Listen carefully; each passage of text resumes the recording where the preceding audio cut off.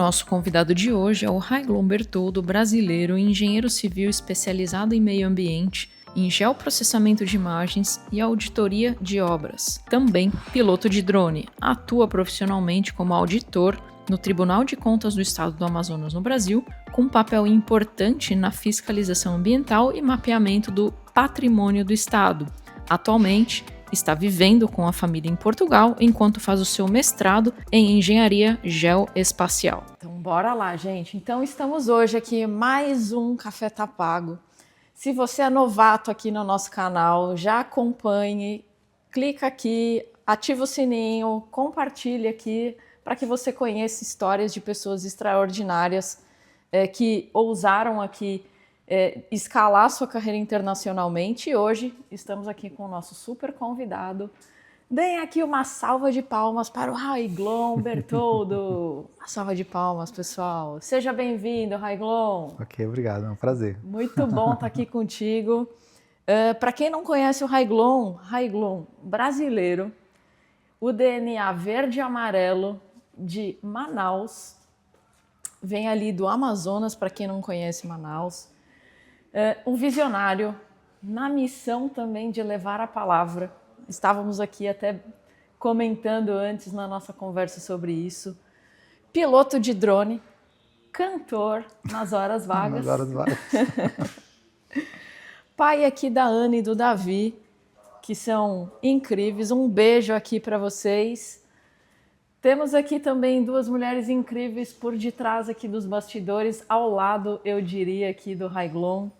A Patrícia, também muito querida, esposa, e a dona Regina, que também ousou desbravar os horizontes e cruzar o oceano, saindo lá de Manaus e vindo aqui com a família nessa nova jornada. Então, gente, só com essa introdução aqui, acho que vocês vão embarcar literalmente nessa nossa conversa, porque o papo vai ser muito bom.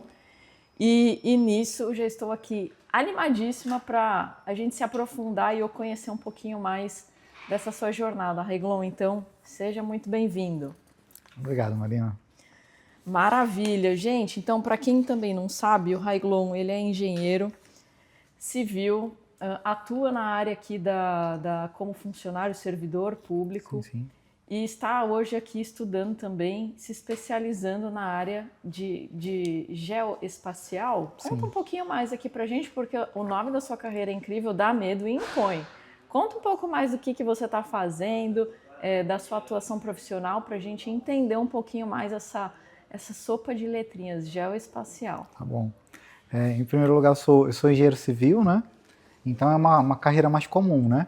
Então, como engenheiro civil, já atuei em várias áreas e nos últimos 17 anos tenho trabalhado como auditor de obras públicas. Que legal. Né? Então, faço fiscalização das obras, dos hospitais, das escolas, pontes e tudo quanto permeia nas obras públicas, eu atuo, né? Legal. Então, nessa carreira de funcionário público e auditor de obras, a gente foi inserindo algumas coisas novas para melhorar, para fazer com que o trabalho de fiscalização fosse mais eficiente.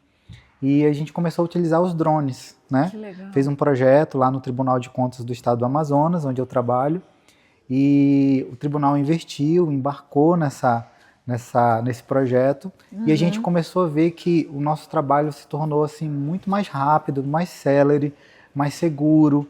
Então, a gente viu assim, expandir as possibilidades da auditoria com novas tecnologias. E eu amei isso, assim, gostei muito desse trabalho.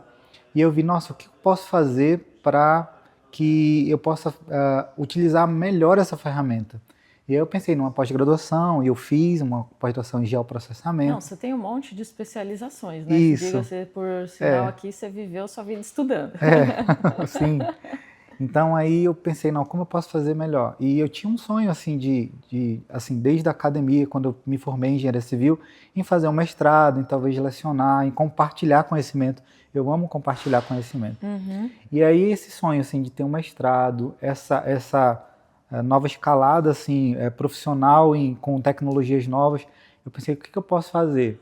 E aí eu fui pesquisar e vi que tinha uma área chamada engenharia geoespacial. Legal. Então, se a gente, numa maneira mais simples, é como se eu posso pegar os satélites ou qualquer meio aéreo ou até mesmo submarino para que eu possa conhecer melhor a forma da Terra. Então, os satélites, alguns, quando se fala em aeroespacial, se vê muito para fora, para o universo. E geoespacial está dizendo que está no espaço olhando para a Terra. Ah, ótimo. E aí eu disse, nossa, então eu acho que isso aí vai me ajudar muito no que eu faço, não só com os drones, mas abrir novas possibilidades. E isso aqui tinha em Portugal. Eu até tinha no Brasil algo parecido, mas aí juntou assim, nossa, o que eu gostaria de fazer, que era um mestrado, com a oportunidade de conhecer um outro país, de ter novas experiências. E aí eu vi o currículo da Universidade do Porto e eu vi, nossa, eu gostei muito do que eu vi. Eu disse, nossa, será que eu consigo fazer esse tipo de trabalho, desenvolver, melhorar o meu trabalho com essa ferramenta, né, do estudo, lá, da capacitação? E aí eu comecei essa jornada. Que incrível, então acho que vale a pena a gente voltar, vamos voltar aqui no tempo. Eu ia falar voltar a fita, mas aí o pessoal ia descobrir minha idade. Tá bom. A gente deixa no off records aqui a nossa idade, né, Glon? Aqui, graças a Deus, estamos na era aqui do Botox. Temos aqui a tecnologia aqui ao nosso favor hoje em dia. É verdade. Mas vamos voltar então para o pessoal entender isso que você está falando hoje. Então você há 2 anos atrás tinha um sonho grande e já entendi que você, dentre alguns desejos pessoais, se motivou também por buscar novidades, buscar oportunidades ali dentro da sua área de atuação profissional e trazer novas soluções. E aí começou a nascer um plano, foi mais ou menos assim? Isso mesmo. Acabou que tem um ponto assim muito importante, o início assim, que foi a pandemia. A pandemia, na verdade, às vezes, a gente já tinha até conversado antes, que às vezes acontecem coisas na nossa vida, desafios, coisas assim que são muito ruins, assim, que a gente vai ter que lidar com isso, mas ela também é uma oportunidade para que a gente possa sair do nosso convívio, ter um olhar mais amplo das coisas.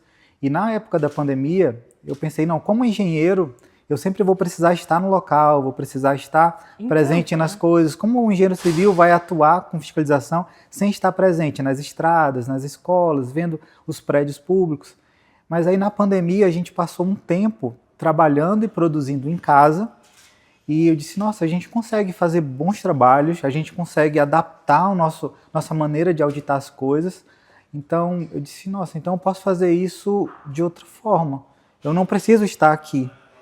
E aí isso abriu o meu leque, assim, eu posso fazer. Então eu comecei a pesquisar sobre qual a maneira que eu poderia então atuar, que não seja aqui, só lá em Manaus, no Amazonas, mas eu pudesse continuar atuando lá, mas fazendo uma outra capacitação em outro lugar. Então a pandemia foi um momento que juntou tudo isso, sim, tudo que eu já tinha pensado como a ampliação da minha capacidade de fiscalização, melhoria e tudo mais, com a oportunidade. Nossa, é possível. E aí eu comecei a pesquisar vários meios, como eu vou fazer isso? Então daí nasceu, tá, isso aí é uma ideia boa, é possível fazer, agora como começar esse planejamento? Foi aí que nasceu assim, esse planejamento, essa visão de para fora, sabe? De ousar mudar, sair um pouquinho da zona de conforto e sair das fronteiras, literalmente. É isso mesmo. Fazer aquele voo do drone de olhar de cima. Isso, ter um olhar diferente, né? Um olhar mais amplo das coisas, isso mesmo. Que legal. E aí, quando você começou a conformar isso, você pensava em, legal, vou realmente fazer esse projeto, mas lembrando, você é pai, esposo, família. Como é que foi essa organização? Você almejou vir sozinho? Começou a pensar em um projeto familiar? Como que isso tomou forma? Acho que todo projeto, todo planejamento, ele começa ali como uma sementinha e ele vai crescendo, vai se adaptando às coisas. Então esse projeto foi assim, nasceu assim, existe essa possibilidade. Como é que eu posso? Eu posso ir sozinho, fazer essa capacitação, essa melhoria profissional. E aí, primeiro, eu lembro que eu vi onde era que eu queria e Portugal era o lugar assim, onde eu encontrava um número de possibilidades muito grande. E aí eu lembro que eu imprimi uma foto da ponte aqui no Porto, e eu deixei assim do lado do meu computador. E toda vez eu olhava ali e ficava pensando. E inicialmente eu pensava, eu vir aqui, ficar alguns meses, estudar, voltar para o Brasil. E aí depois disso, crescer no meu coração e ver as possibilidades, eu conversei com a minha esposa. E ela disse, olha, eu acho que não é bom ir sozinho. Acho que a gente podia fazer isso em família. Então eu disse, não, então agora eu vou pensar em família. Aí começou a nascer o planejamento, eu disse, olha, agora é muito maior do que só a minha vida profissional. É minha vida familiar, são o futuro dos meus filhos. E aí se torna mais complexo o planejamento. Eu não posso fazer assim, eu não sou um jovem de mochila nas costas. Aventureiro com seus 20 anos. Seus 20 anos. E uma bicicleta. Não. Aí, então, já que eu tenho uma outra característica, né, já toda essa responsabilidade com os filhos, então como eu vou alinhar todas essas coisas? E aí foi quando o planejamento foi crescendo e eu vendo se é complexo o planejamento, então eu preciso buscar soluções complexas. Eu preciso procurar soluções em que eu possa me ajudar nesse planejamento. Foi inclusive quando eu encontrei a Academy, né? Para me ajudar a disse, nossa, é muito. Eu posso. Uma pessoa pode vir do Brasil, estudar aqui, conseguir? Claro que pode, é possível. Sim. Só que as chances disso, das adversidades, né, poder impedir que esse planejamento se conclua, são grandes. Então, como eu vinha não só a mim, mas vinha toda a minha família, um planejamento familiar, eu precisava diminuir esses riscos. Então eu disse, não, então eu vou procurar profissionais que possam me ajudar no meu planejamento. A mitigar, né? Porque assim... Você não vai evitar. Adversidades vão acontecer. Na nossa vida não temos controle de nada, por mais que a gente ache. Mas acho que o tema é esse, é mitigar aonde eu posso atuar para reduzir os riscos, né? Isso. Que legal. E aí então, nesse momento, Ana e Davi tinham que idade? O Davi, 10 anos e Ana, 16. Complicada uma fase da adolescência também, pré-adolescência, adolescência, porque não são mais dois bebês que você põe embaixo do braço e vai, né? Eles também têm os sonhos deles, eles também têm o momento deles de vida. E para minha filha foi mais surpreendente, assim, difícil de lidar. Porque ela disse, nossa, daqui a pouco ela já ia para o 2º ano do ensino médio no Brasil. Ótimo. E ela disse, nossa, daqui a pouco eu estou na faculdade, mas de repente vai mudar a minha vida toda, tem que estudar para o Enem, como é que eu vou fazer cursinho? E eu ia mexer nisso. Os meus planos eu ia ter que lidar com isso. Então, com ela a gente precisou conversar, precisou pensar, conversar com a minha esposa. A gente ora também, né, como uma das coisas que você falou, a gente coloca diante de Deus, será que esse é o nosso propósito? Será que isso eu não vou atrapalhar muito a vida da minha filha, esse meu planejamento? Então, a gente teve que lidar assim com isso. O meu filho não era mais nem a questão de estudo nem nada. Ela disse assim, o meu filho, quando eu falei com ele, disse, eu vou deixar os meus primos e os meus amigos, como é que vai ser minha vida? Eu disse, nossa, é engraçado, assim, ele fala assim, nossa, como vai ser minha vida sem os meus amigos? Sem... Então a gente teve que lidar com a área emocional dele, essa área afetiva, de deixar para trás, e a gente sabia que isso para ele era importante mesmo, a gente fala brincando, mas super. A gente levava isso com uma certa importância, tanto a vivência do Davi ali, no início da adolescência ali, fim da infância, quanto da Ana, o início de grandes decisões, né, a profissão que ela vai tomar, o que ela vai fazer, os vestibular, coisas para entrar na universidade. Então a gente precisou, com planejamento, lidar com isso também. Porque é uma jovem adulta, né? E está numa fase ali também de um círculo social, de amigos, que também é muito importante nessa transição. Já passamos por isso, agora que a gente só tem 30 anos, mas a gente já passou por essa fase. Certo. Mas legal, Reglon, então foi ali uma fase de você lidar e gerenciar não somente com um projeto que tem a componente técnica de planejamento, então nós aqui engenheiros, a gente olha ali o business plan, o cronograma, o mapeamento ali de riscos, como que vai mitigar, planejamento financeiro também, porque foi requerido toda uma organização para isso, e a parte emocional que muitas vezes a gente não coloca na ponta do lápis. Então, que bom que a coisa foi fluindo e todo mundo foi entrando no barco, literalmente, né? Alguns, como o Davi, foi puxado para dentro do barco, não tinha muita escolha. Mas o Davi tem uma coisa curiosa. Ele foi o último que a gente conseguiu colocar no barco, mas quando ele desembarcou aqui em Portugal, com 2, 3 dias, ele disse, eu acho que eu consigo viver aqui. Diziam que as crianças se adaptavam mais rápido. O Davi foi muito rápido. Foi bem imediato, é plug and play, né? É plug and play. Ah, que legal, que legal. É incrível. Assim, quando eu olho de fora aqui, Raiglon, fica muito claro de que você foi visionário junto com a Patrícia, que vocês galgaram um objetivo ali, até o The Secret, né? Você colocou ali no universo a sua fotinho da pontezinha ali até do porto, você colocou, porque você poderia ir para qualquer lugar. E nisso as coisas foram convergindo, mas também com intenção. Vocês começaram ali se organizar, ali com o apoio da mentoria, ajudou provavelmente com um guia dos passos a gente galgar. Só que passamos por momentos ali de burocracias, de escolhas para onde eu vou, organização, gerenciar a ansiedade também que vem por parte de vocês dois ali, de adultos liderando isso. E tá bom, chegou uma hora que esse projeto deu certo. E como é que foi ali, receber ali, depois de documentação pronta, decisões ali de para onde ia candidatar, isso tomado, como é que foi essa notícia de, meu Deus, eu fui aprovado? Foi um golpe ali? Foi, meu Deus, choro de alegria ou de tristeza? Como é que foi? Para mim foi assim... um tempo assim de dizer assim, nossa, eu nem acreditava, eu me empenhei para isso, mas eu não tinha certeza se ia acontecer ou não, então foi uma surpresa. Fiquei muito grato a Deus assim por ter assim abençoado para que tudo desse assim, apesar de todas as interferências, intercorrências e tudo, no final assim ter conseguido. Então foi um momento de gratidão assim, sabe? E só que para minha família é interessante. Ele disse assim, a gente te apoia, a gente está junto, mas assim, lá no fundo, não vai dar certo. A gente não vai ter que sair do Brasil. Assim, eu só acredito no dia que sair ali, sabe? Falando com a minha esposa, e ela falou assim, sabe, vou ser sincera, no fundo, eu dizia, não, tá bom, vai lá e tal, mas aí não vai dar certo, aí deixa ele fazer isso tudo, e aí a gente vê depois, né? Vai indo. Mas, na verdade, quando ocorreu mesmo, ela disse, nossa, agora não tem jeito.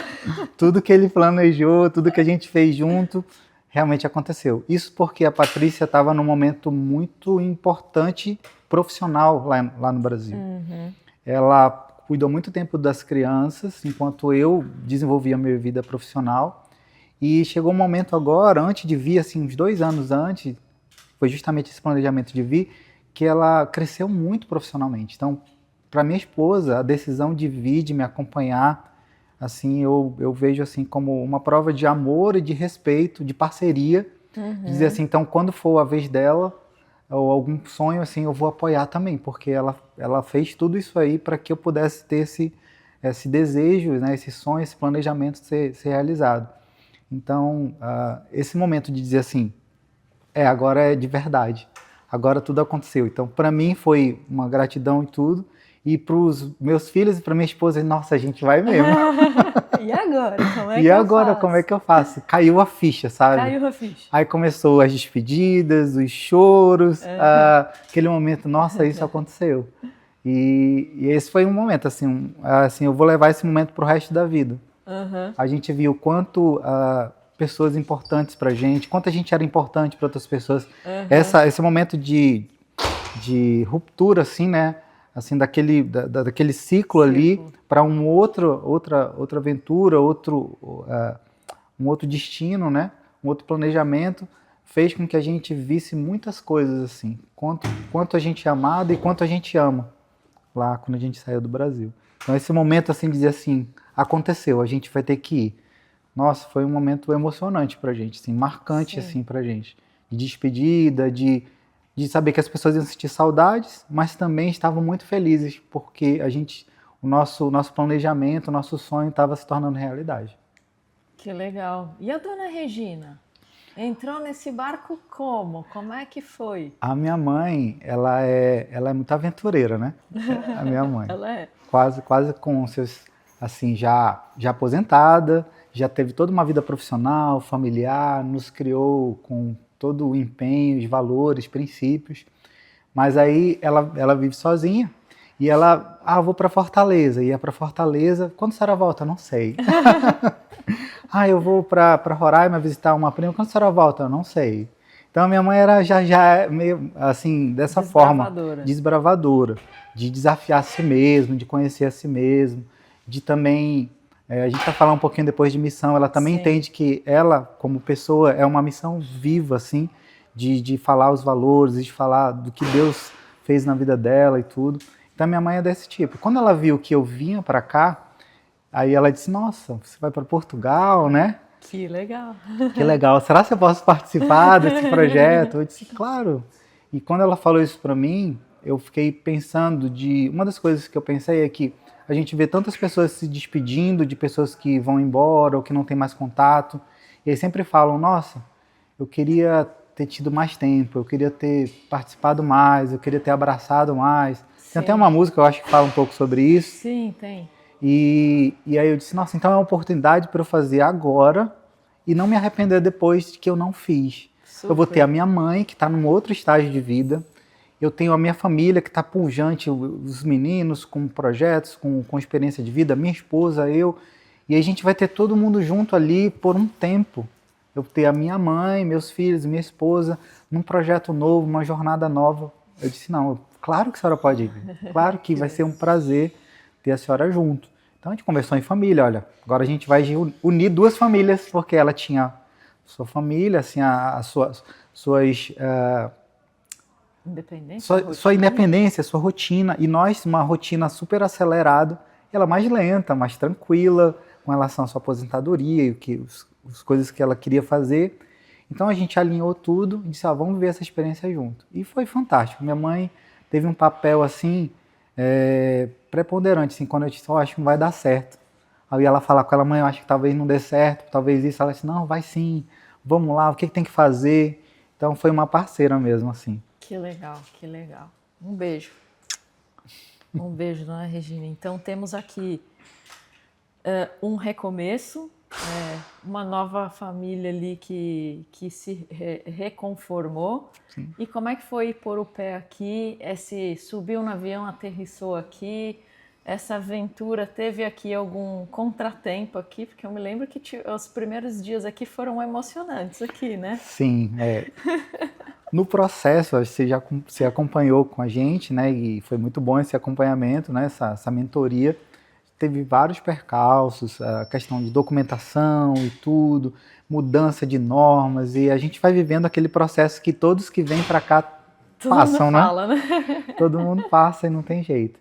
Mas quando a gente chegou aqui, aí tudo realizou, estou chegando lá, todo o processo de arrendamento, que é bem difícil e tal, chegamos. Quando a gente chegou aqui, nossa, foi maravilhoso, porque a gente, uma fase do planejamento era de pagar um pouco mais, mas para ter um local mais seguro, que a gente pudesse, que a família se sentisse em casa. Então a gente chegou num lugar maravilhoso. Legal. A cidade escolhida foi Braga. Vocês foram para Braga, uma cidade menor? Uma cidade menor, mas que tem acesso fácil ao porto, né? Em 1 hora de comboio, mais ou menos, a gente está aqui. E a gente se sentiu muito bem lá. Assim, o clima, as pessoas, a cidade muito aconchegante. Foi fantástico essa nossa chegada. Foi assim, sabe quando você diz, nossa, valeu a pena. Pronto, esse foi o nosso sentimento. Quando a gente chegou lá, valeu a pena. Aí a gente se empolgou, já que a gente está aqui, chegamos 1 mês antes das aulas. Sim. Vamos aproveitar, agosto, né? Era agosto, estava no verão. E aí diziam pra gente, as pessoas que a gente conheceu, olha, aproveite o verão, que vai vir o inverno, vocês não vão conseguir sair tanto. Então deu uma louca, assim, vamos para a Espanha, vamos para quê, vamos conhecer a cidade, vamos lá no Porto. E a gente começou a passear bastante. Assim, foram 2 semanas intensas de passeios, de vislumbre, assim, nossa, estamos na Europa. Turistas, né? Turistas, assim, estavam e estávamos curtindo muito. E nesse tempo aconteceu algo assim que a gente não esperava e foi um baque pra gente. É que o Davi, nosso bebê, né? Nosso menino, tava ali com dores no abdômen. E a gente pensou, não, alguma coisa que ele comeu, aí isso passou um dia inteiro, no outro dia continuava. e começava a chorar, eu disse, e agora? Essa parte, por mais da gente ter planejado e visto como é que seria o serviço de saúde, na prática mesmo era diferente. Como é que a gente vai usar? O que, que vai ser? E eu disse, ó, vamos fazer o que a gente aprendeu lá no nosso planejamento. Aí uma das coisas era ligar para o SNS, que é como se fosse o SUS do Brasil. Aí nós ligamos para o SNS. Lá no Brasil a gente ia direto para o hospital. E aqui a gente viu que tinha um outro procedimento, era diferente. A gente até vai ensinando como que é o modus operandi, né? Como é que funciona em tal lugar, porque você tem um protocolo a seguir. Justamente. Para viabilizar algumas coisas. Acho que um ponto importante aqui também, né, Raiglon, que vocês vieram todos com visto adequado, com a documentação certa, com tudo como se deve, para que vocês viessem também em segurança e que pudessem fazer algo simples, ligar num sistema de saúde para solicitar um atendimento emergencial. E aí vocês ligaram lá no SNS, a gente ligou, e pediram apoio. E eles fizeram algumas perguntas, a gente falou, ó, a gente está aqui com visto de estudante, eles perguntaram sobre a documentação, e uma das coisas eles perguntaram, você tem algum seguro de saúde?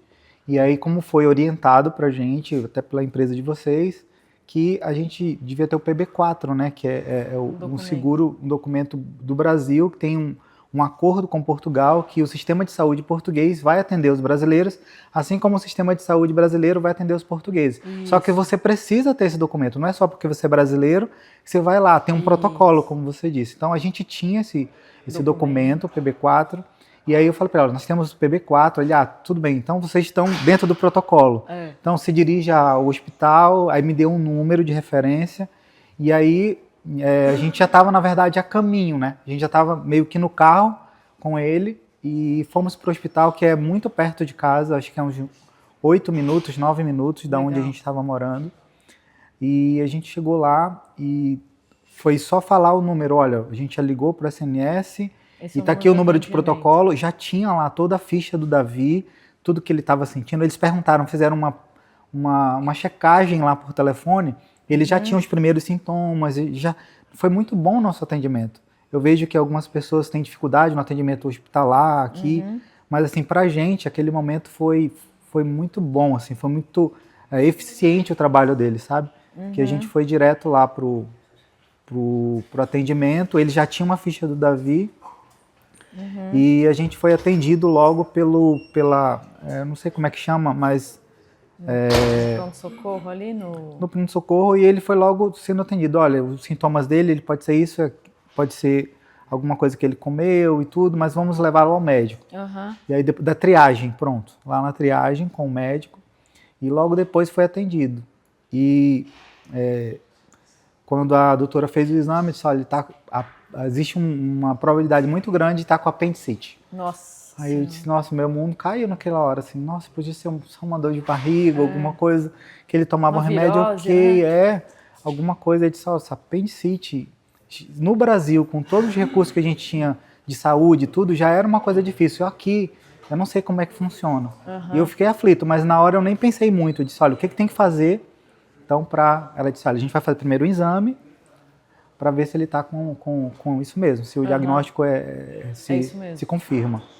Então, elas fizeram os exames e tudo, e disseram, olha, tem duas saídas, tem dois procedimentos. Uma, ele tomar remédio, e aí vai ficar melhor, e a gente não precisa ter intervenção. E o outro é ter uma intervenção cirúrgica, para a retirada do apêndice. Aí, elas conversaram, uma equipe médica muito séria, e aí depois falou pra gente, olha, a gente decidiu mesmo que o melhor caminho é fazer logo a cirurgia, porque senão ele vai para casa, pode não funcionar, ele é uma criança. A gente viu um cuidado muito grande, eram pediatras ali, cirurgiões, e eles um cuidado muito, muito bom com o Davi, assim, me senti muito acolhido, assim, sabe, pelo sistema de saúde português ali. E eles trataram muito bem. Então, eles decidiram, então, olha, a gente decidiu que o melhor caminho mesmo é a operação. Sim. O senhor permite isso? E como eu estava recém-chegado, eu disse... Meu Deus.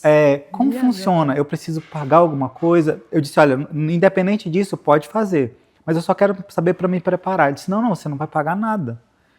Vocês já têm a documentação necessária, a gente vai fazer, depois você resolve na parte administrativa, mas a princípio não se preocupe com nenhum tipo de custos, porque é uma emergência.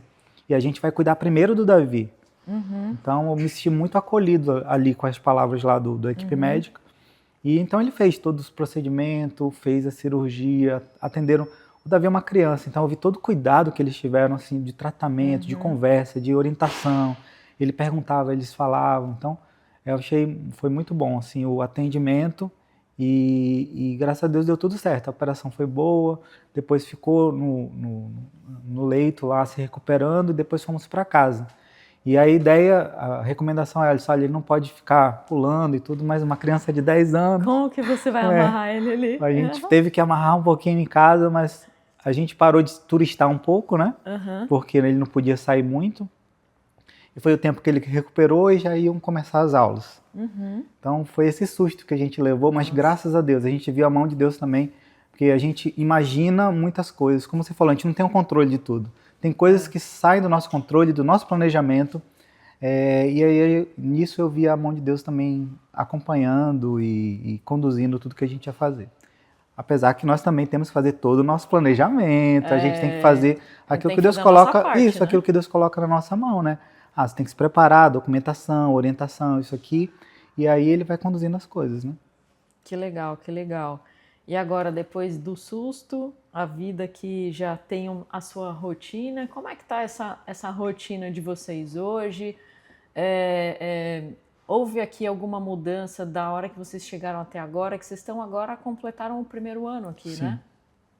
Sim, hoje a gente sempre ouvia no início que a gente tinha muitas diferenças culturais, diferença da dinâmica da cidade, a estrutura da educação. Eu estava na universidade fazendo mestrado e os meus filhos, uma no ensino secundário, né, que é o ensino médio do Brasil, e o Davi ainda nas bases ali.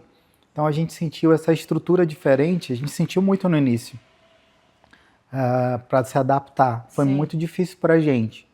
Hoje, aí falavam pra gente, não, calma, vai ter uma hora que vai equilibrar as coisas, vocês vão conseguir se adaptar. E no começo a gente não entende muito isso. Mas hoje, depois de tempo, né, hoje eu vejo que todas essas orientações, inclusive da tua empresa, são reais mesmo. A gente, no início é difícil mesmo, a gente sente aquela diferença em muitas áreas. Nossa, a gente saiu de um país, foi para outro país e se inseriu numa sociedade, num sistema educacional, um sistema de saúde. A gente foi inserido ali, então a gente precisa ter um tempo mesmo de adaptação, né? Eu falo para minha esposa, a gente tem 22 anos de casado. Foram 22 anos construindo a nossa família já num padrão, e a gente vem para cá, a gente vai construir muita coisa, vem junto, mas outras ficaram lá e a gente precisa reconstruir aqui. Eu acho que isso serve para toda a nossa família, cada um vivendo a sua reconstrução, né, adaptação a esse sistema. Então, eu vejo o meu filho, acho que eu confirmo tudo que falam, que as crianças, as menores, se adaptam muito rápido. Né? Meu filho fez amizade logo na escola, os professores já gostavam dele, ele conseguiu se adaptar ao sistema de ensino muito rápido. Já a minha filha já teve muita dificuldade no ensino médio, muita, porque se esperava dela naquele período, assim, naquela fase da educação, que ela já tivesse já apresentasse um desempenho que ela ainda estava se adaptando, né? Então, ela precisou ser muito forte. Muito forte. Resiliente, né? Para poder dizer assim, nossa, estou pensando em desistir. Quantas vezes chegou, pai, eu acho que é melhor reprovar, eu acho melhor voltar de novo. As notas que eu estou tirando, ela não tirava no Brasil. Mas eu disse, filha, foi uma dádiva. Eu disse, eu estou passando o mesmo que você. Porque você no mestrado, sofrendo ali. Eu entendo. Como fazer uma integral tripla ali que eu nem lembro mais. Pois é, eu já estava fora da casa. HP mais. Pronto. A professora tem que pegar uma calculadora científica, gráfica. E eu disse, nossa, eu vou ter que comprar, que eu deixei isso na universidade há muitos anos. E eu disse, filha, eu também estou sofrendo isso, eu também estou passando por isso, mas vamos passar juntos, vamos lá. E ela via minha luta e com a luta dela, e ela foi também conseguindo vencer assim, as adversidades, as coisas, as barreiras, e eu vi que isso fortaleceu muito a minha filha. Eu acho que foi uma dádiva para ela poder passar por isso, sabe? Saber que ela era... Porque tem coisas que a gente pode estar com os nossos filhos e tem coisas que eles vão enfrentar sozinhos. Então, nesse momento, era só a Ana. Eu podia dar todo o suporte possível que eu gostaria, que eu pudesse dar ali, mas ela ia ter que ir para aula sozinha, ela ia ter que enfrentar as provas, ela ia ter que ter disciplina para estudar, ela ia ter que se adaptar com a língua diferente, com o jeito de falar, de pensar até, assim, por causa da cultura. Então, ela foi muito bom para ela, eu acho. Ela cresceu muito em pouco tempo. E quanto a mim, foi um impacto enorme. Assim, a gente tem expectativas, né? Vai ser assim, até vai ser difícil, mas eu acho que vou superar. A primeira aula, nossa, eu não entendia nada do que o professor falava. Eu disse, nossa, eu vou ter que rever, porque eu estava saindo da engenharia civil para uma nova área. A geoespacial.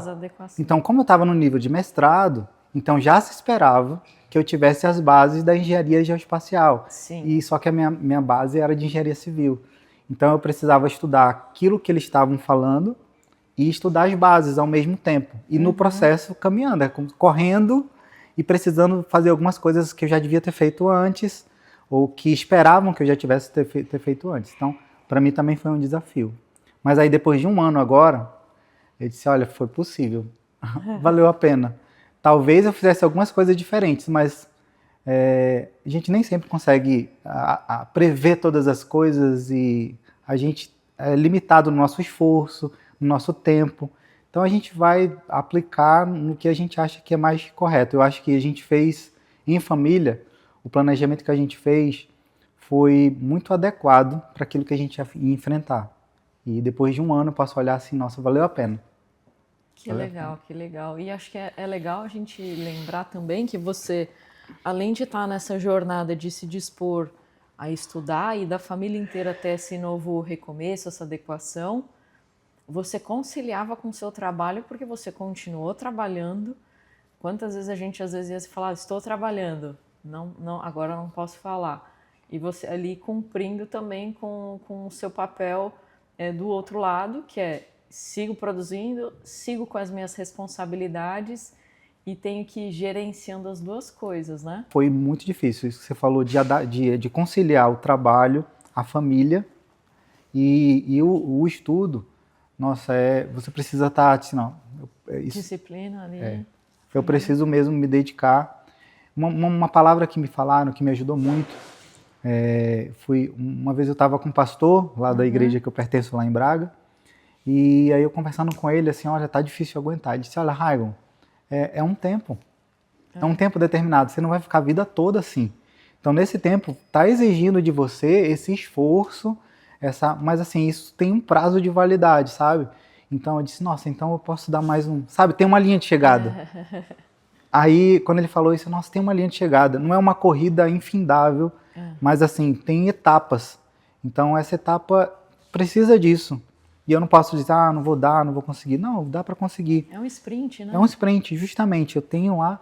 Então, depois de um ano, eu disse, poxa, já foi a primeira etapa. Já passei o primeiro dia, eu cruzei a linha de chegada. Tem outras linhas que eu quero ainda continuar a percorrer. Mas uma coisa de cada vez, né? Isso foi bom. Um dia por vez, né? Um dia por vez. E legal. E você também, acho que muitas vezes eu falo isso sempre. Que quando você está ali dentro, imerso na sua rotina, você não vê as oportunidades. Então, a hora que a gente até brincou antes, né? Saiu ali de Manaus, saiu da sua rotina ali do trabalho, que você levantou o voo de drone e que você está aqui e vendo um pouco o que está rolando no mundo, falando de tecnologia, falando de conexões. O que você vislumbrou de oportunidades e possibilidades também dentro da área de atuação profissional? Nossa, isso foi incrível e esse é um dos pontos que mais valem a pena, assim, dentre muitos outros, é que quando eu saí lá, a minha expectativa era, vou desenvolver a fiscalização com drones, vou me aperfeiçoar, poder fazer tratamento melhor das imagens, melhor planejamento. Eu estava pensando muito no que eu estava fazendo naquele momento, uma visão muito assim pontual da coisa. E quando vim para Portugal, levantei voo do drone, né, como você colocou, achei muito legal. E você começa a ter uma visão mais ampla da coisa. Eu disse, nossa, comecei a ver que eu poderia usar a imagem de satélites, eu podia conhecer melhor os recursos que já estão disponíveis ali, como eu posso fazer tratamento de vários dados. Uma coisa que para mim foi muito importante é que na minha formação como engenheiro civil, eu não era muito ligado a sistemas informáticos, ou programação, ou inteligência artificial. Eu estava meio distante do que eu fazia. Mas quando eu fui para a universidade, eu vi quanto isso estava interligado e quanto isso podia se tornar automatizar as coisas, você poder linkar vários ramos através de sistemas. E eu disse, nossa, isso meio que explodiu a minha mente, isso ampliou as minhas probabilidades assim, de crescimento profissional.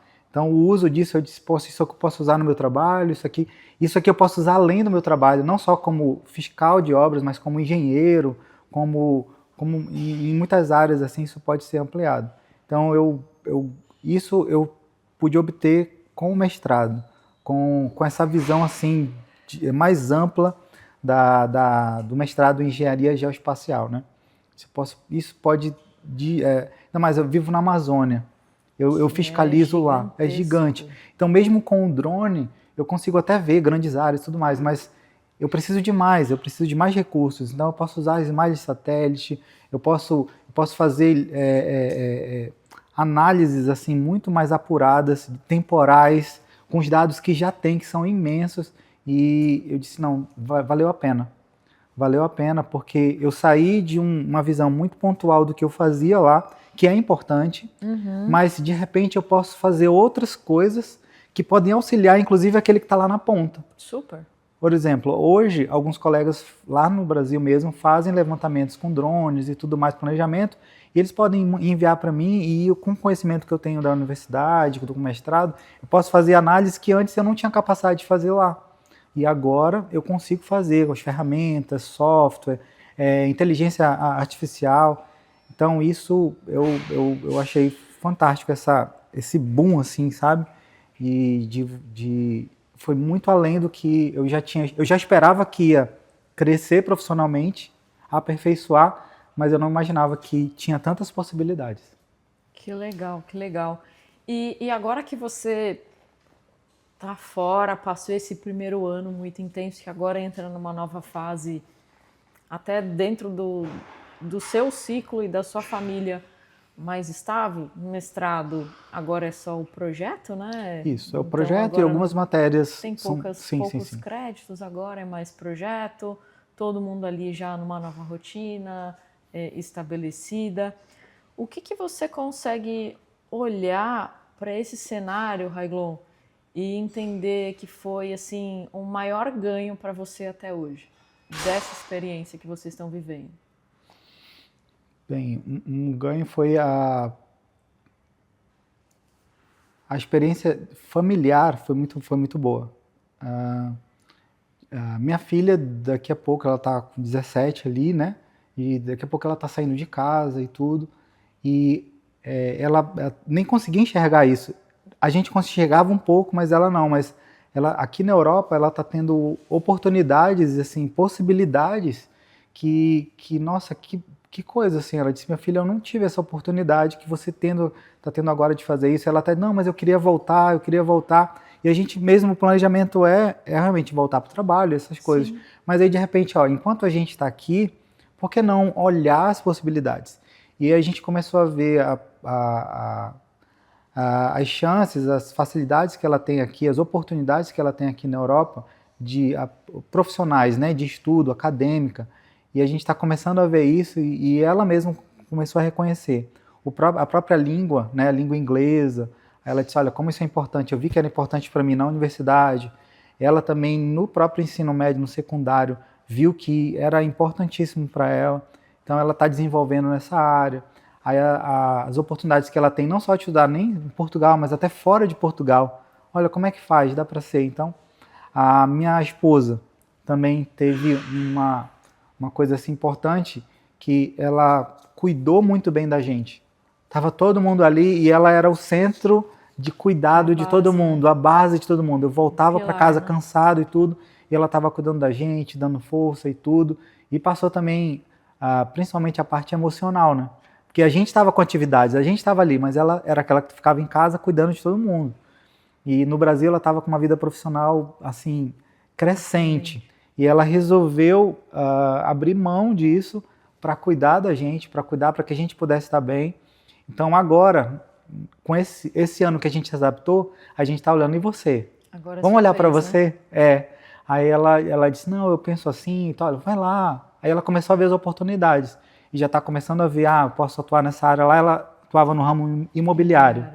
E aqui o ramo imobiliário é muito bom, assim, porque a oferta é uma necessidade do país, né, a questão imobiliária. Então, ter bons profissionais atuando nessa área seria muito bom. Então, ela está vendo esse novo tempo. Agora os meninos já se adaptaram, até eles já vão para a escola de autocarro, né, que é o ônibus aqui. Ele tem independência, autonomia, e a gente se sente seguro, ele se sente seguro. Depois isso é difícil no primeiro mês, a gente vai assim, tu vai de autocarro, mas eu vou contigo, né, leva lá. E depois aos poucos você vai vendo que existe você precisa ter responsabilidade e cuidado, mas você pode soltar um pouquinho mais, eles podem se tornar mais independentes. Então nessa outra fase, eu vejo que a minha esposa também pode crescer profissionalmente na área dela, porque isso é muito importante para ela e para a gente como família. Ver ela crescer, ver ela brilhar, ver ela desenvolver as capacidades dela. Então, depois desse primeiro ano, eu vejo que é um tempo também da minha esposa desenvolver aqui no mercado de trabalho português. Eu acho isso importante. Não, muito bom. Acho que a gente tem que ir buscando esse equilíbrio, né? Agora chegou a vez dela. E dentro disso também, vocês tiveram que ir reconstruindo uma nova rede. E essa nova rede que vocês construíram, tem alguma dica aqui ou algum caminho que funciona para vocês criarem essas novas conexões, os novos amigos, essa rede de apoio para vocês também ali? Sim, tem isso, e isso é de extrema importância. Como a gente já conversou, tem muitos desafios, todo o projeto tem coisas que a gente não prevê. Então, você ter uma rede de apoio que você não se sinta sozinho, né, isso te ajuda muito. Tem momentos que você está forte ali, tem momentos que você está um pouquinho assim, nossa, eu preciso de um colo, eu preciso de um conselho, eu preciso de alguém aqui, pelo menos ao meu lado aqui, para a gente bater um papo, só para me ouvir. Então, isso a gente tinha no Brasil. A gente faz parte de uma igreja lá, a igreja presbiteriana, e a gente, desde muito adolescente, até antes da gente sair no Brasil, a gente era muito envolvido. Então tinha muita gente ali que a gente apoiava, que era apoiado. E a gente, agora, eu vou para lá, para Portugal, eu vou perder essa rede de apoio, meus familiares, vou perder tudo isso.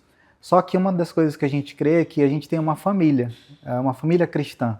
Então está espalhado por todo mundo. Então quando a gente chegou aqui, a gente procurou logo, tem uma igreja que a gente possa cultuar a Deus, louvar a Deus e ter comunhão com pessoas, ter relacionamento com pessoas.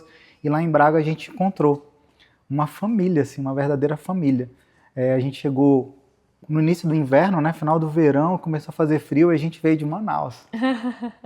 A gente nem tinha roupa para isso, como dizem, né? Então, fomos acolhidos, nos deram, olha, vocês vão passar o inverno? É muito frio, toma isso aqui. Eles têm um projeto lá, vários projetos, um deles é uma loja do bem. Então, eles recebem doações e os imigrantes que vêm, assim, desprevenidos em algumas coisas, até não dá nem para trazer na mala essas coisas, né? Então, eles pegam e olha, pega esse casaco pro teu filho, pega essa roupa para você, pega esse sapato aqui. Então, eles ofereceram todo esse apoio logo inicial, de cara. Aí depois, vocês estão com problema de arrendamento, a gente vai te ajudar. E, como eu falei, em certos momentos eu precisava de alguém para conversar, ia lá com o pastor, ia lá com alguma pessoa, alguma família, algum irmão, que a gente batia um papo, tomava um café.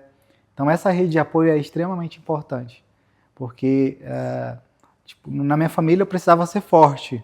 Minha esposa, tá tudo bem, mas é quando eu estava sozinho, e aí agora, como é que eu vou enfrentar as coisas? Então, conversava com alguém assim que tem essas mesmas coisas, essas mesmas lutas, algum chefe de família, ia conversar, batia um papo no café. Isso é muito importante. Isso aí é primordial. Minha esposa, que ficava em casa, fez amizade com essa rede de apoio que é a Igreja Presbiteriana lá em Braga, e a gente foi abraçado. Tanto é que uma das coisas que a Bíblia fala, aquilo que você recebe, você precisa dar, né? Então a gente recebe coisas boas, então a gente dá também coisas para... Então quando a gente vê alguém vindo, chegando, a gente se coloca no lugar e agora a gente é a rede de apoio deles. Que nem a gente estava na semana passada recebendo lá um grupo lá, acho que é um pouco disso, né? Isso mesmo. É sobre dar e receber, essa troca é fundamental. Tem que acontecer. Porque você... É inegociável. Não, você tem que pensar assim, até como gratidão, né? Não é nem como dever, é como gratidão. Assim, você, nossa, eu recebi coisas tão boas. Exato. Foi tão bom ter passado por isso. Ou foi até ruim. Imagina que alguma pessoa te tratou mal, fez uma coisa que você não deveria. Aí você vai falar, não, porque eu recebi isso, eu vou dar isso. Não, eu vou dar aquilo que eu gostaria de receber. Pelo contrário. Eu não gostaria que a pessoa que estivesse aqui passasse por isso. Então, e eu vi isso na igreja lá, com os irmãos, as famílias. Tem muitos imigrantes lá nessa comunidade. E uma coisa assim que eu vejo, uma das coisas que a gente vê como cristão é assim, as pessoas elas precisam espelhar aquilo que professam. E aí eu vejo naquela comunidade que eles vivem aquilo que eles creem, né? De ajudar, de estar ali, de servir a Deus, de fazer tudo da melhor forma possível para agradar a Deus que eles servem, o Deus que a gente serve. Então isso é importante. Então tem pessoas, eu não tenho a mesma fé que você. Mesmo assim, procure uma rede de apoio, procure alguém, porque são pessoas. Sim. Independente da fé, eu não creio em Deus. Tudo bem, não importa, a gente pode tomar um café, a gente pode se ajudar, a gente pode conversar. Você tem esposa, tem famílias, você tem coisas que eu também tenho, então a gente pode ter essa troca, né? Com certeza, acho que isso foi o que funcionou para vocês, né? Como você falou, né? A gente respeita a todas as religiões, cada um busca ali, tem as suas crenças, mas o que funcionou para você, maravilha, acho que é super importante a gente compartilhar e que outras pessoas também possam buscar uma rede como essa, acho que é fundamental para nós, que a gente vá se fortalecendo. E, Raiglon, hoje, olhando tudo isso que aconteceu e pensando que tem um monte de gente que está ali do outro lado ali assistindo e que pode estar passando por um momento de dúvida, duvidando se consegue, se pode, se isso é para ela ou não, será que eu consigo? Tem algum recado ali para deixar para o pessoal para vale a pena tentar ou não vale? Tem alguma mensagem aqui para a gente poder deixar aqui para fechar esse papo aqui incrível? Primeiro, assim, eu posso falar que é possível. É possível ter essa experiência, é possível. Mas uma coisa que eu achei, pelo menos para mim, assim, foi muito bom eu ter compartilhado essas coisas com a minha família.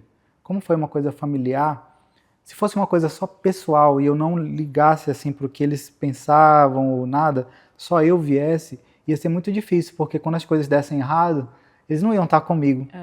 Talvez até contra, olha, eu devia ter feito isso, não devia estar aqui. Então, assim, é possível isso acontecer, mas você tem que trazer tudo que vem com você ali, você tem que conquistar, eles têm que estar junto, tem que ser parceiro. Então, para mim, foi importante isso, de as pessoas que vêm comigo, apesar de não ter a mesma intensidade de desejo de estar aqui, elas precisam dizer, olha, independente do que está, eu vou com você. Então, para mim, eu acho que isso foi importante. Acho que uma coisa que funcionou bem, eu queria muito estar aqui, eu queria tanto estar aqui em Portugal, que eu queria participar do processo de seleção, eu queria fazer tudo isso já aqui em Portugal. E eu via que muitas pessoas vinham para cá, como turistas, aí tinha manifestação de interesse, antecipava as coisas. E aí o desejo era grande de estar aqui. E teve uma hora que eu disse, não, vou comprar passagem, era tão grande, eu vou comprar passagem e já vou para lá. Naquele estresse, vocês não tinham já tinham se desfeito da casa, ou já tinham alugado ou vendido, não lembro, morando num cômodo ou numa casa de alguém. Eu me lembro de uma situação por uns dias que vocês passaram de transição. Imagina o estresse. Eu queria sair daquele momento. Então, só que aí, conversando com a sua empresa e também conversando com minha esposa, vendo as coisas assim, eu disse, não, vou seguir o protocolo. Então tá aí, uma das coisas que eu posso aconselhar. Dá certo, para alguns deram certo, vi com manifestação, vi assim, depois consegue, mas o estresse e as barreiras são muito maiores, sabe? E é muito mais difícil. E há uma possibilidade muito grande, um risco muito grande de tudo que você planejou ir por água abaixo porque você não esperou um tempo e não fez umas coisas básicas que precisavam ser feitas. Então, teve muitas coisas que não aconteceram como a gente planejava? Sim, claro. Mas acho que valeu a pena a gente ter ouvido os profissionais que a gente contratou, que foi a sua empresa. Não, calma, não vem agora, segura aí. Eu via quando a gente fazia reuniões online, a pessoa, não, eu já vou, mas calma, não faz isso, é muito difícil quem está aqui. Aí eu vi os depoimentos das pessoas, então valeu a pena seguir o protocolo, sabe, esperar mesmo. Passei na universidade, e agora? Já vou. Aí não, o visto não sai. Aí você fica, não, eu vou, depois eu pego, não pode, você está sem passaporte. Você vai nadando? Vai pegar um drone, vai vir? Como é que vai ser? Então, aí, inclusive o que aconteceu com o Davi, né? Então, tudo isso, assim, vale a pena. Então, um conselho, assim, vale a pena seguir os protocolos, aguardar. Eu sei que a gente quer de outro jeito, a gente queria que fosse diferente, mas seguir os protocolos ajuda muito, minimiza muito, ou pelo menos diminui muito o esforço que eu vou ter depois, né? Eu conheço uma pessoa que conseguiu, tá, mas o esforço que ela teve que ter para conseguir transpor a barreira que ela mesma levantou é muito grande. E às vezes isso custa emocionalmente, financeiramente. E o tempo que você ganhou lá atrás, você perde um tempão. E os cabelos também. Né? Os cabelos, é verdade. Então é um conselho, assim, siga os protocolos. Para mim, a minha experiência, algumas pessoas falam, eu preciso contratar alguém, eu preciso contratar uma empresa. Eu disse, olha, dá para fazer sem. Eu escolhi, no meu caso, eu escolhi uma empresa para me ajudar no local de arrendamento, eu escolhi uma empresa para me ajudar a entrar na universidade. Então, eu escolhi alguns profissionais que me ajudaram no processo, porque o meu processo era diferente. Outra coisa, cada um tem o seu processo. Cada um tem o seu. Tem o seu perfil. Às vezes você olha na internet, aí, fulano fez e deu certo para ele. Mas qual o perfil dele? Quais eram os objetivos dele? Qual era a expectativa dele? Então, você precisa ver pessoas que têm aquele mesmo perfil que o seu para você aprender um pouco. Não pensar que todo mundo tem o mesmo perfil que o seu. Então, pega assim, o seu perfil, qual é o meu perfil? É esse. Por exemplo, eu paguei muito mais caro no arrendamento, mas por quê? Eu estava com a minha mãe, de quase 70 anos, estava com os meus filhos pequenos. Eu não podia chegar aqui e bater na porta, não tem ninguém, vou ficar na rua. Você contratou por ter algumas comodidades Justamente. e seguranças que requeriam na ocasião. Outras pessoas têm mochila na costa, vem sozinho. Tô na praça, tá de boa, tô aventurando, eu consigo passar por isso. Se fosse só eu e minha esposa mais jovem, a gente consegue, vai para um hostel, vai não sei o quê. Mas não era essa a minha realidade. Então eu preciso olhar para quem está lá, quem está em casa, né? Olhar para quem está lá em Portugal, quem fez a jornada dele e qual é a minha jornada, se alinha mais a qual jornada. E aí você vai buscar isso aí. Excelente. Raiglon, muito bom esse papo, gente. Se deixar, a gente fica aqui até amanhã falando tranquilamente. Era só pegar mais um café aqui e a gente esticava. Obrigada, meu querido, por estar aqui com a gente compartilhando. Espero que vocês tenham gostado. Se vocês quiserem aqui acompanhar o Raiglon, deixaremos aqui abaixo as redes dele. Sigam, ouçam ali as músicas, ali as mensagens ali também no Instagram. Vai ser maravilhoso. Obrigada a todos aqui. Quem tiver alguma dúvida também, abaixo tem os nossos contatos. Obrigada.